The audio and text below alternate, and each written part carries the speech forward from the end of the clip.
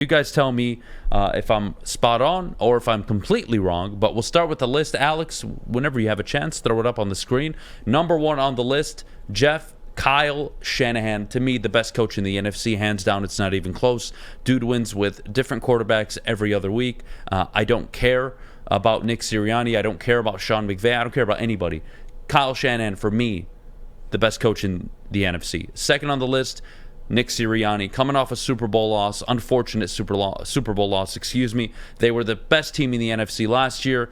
Stacked roster. They're going to return. They're going to be competitive. Jalen Hurts. That is a complete team. Nick Sirianni stepped in, winning seasons every year with the Philadelphia Eagles. Number three, Sean McVay. This is where pedigree really kicks in. I mentioned the three factors. Pedigree for Sean McVay. He is one of the most brilliant minds in the NFL. We can't deny it. I know the team isn't the best.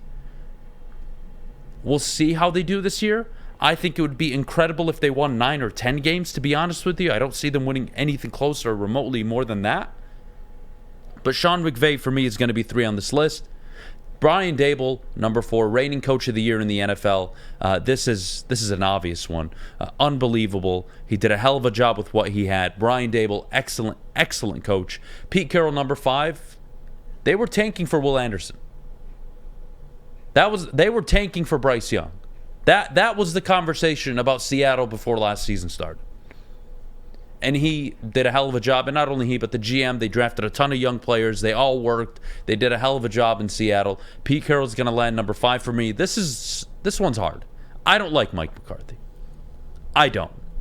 But he's been winning with Dallas. They win regular season games. They've gotten to the playoffs multiple times. They've won a division under him. And this is where recent success and pedigree really conflict with the team he has. I don't think Dallas is a contender this year. I actually think Detroit's better than Dallas. But Dan still has to prove it. And that's the one thing he doesn't have. He doesn't have the pedigree, and he doesn't have recent success because he's never made the playoffs and he's never won the division. So as much as I'd like to put Dan Campbell above Mike McCarthy, I really can't. And at 8, well, let me not jump Dan yet. Dan at 7 for obvious reasons. I just listed him. To me, I think he's got a great situation.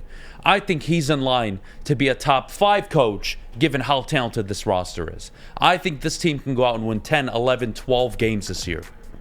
And I can't say the same about any of the teams after the list. Matt LaFleur, pedigree, right? 3 13-win seasons in his career. Last year was his first losing season, I believe. The Packers were 8-9, correct?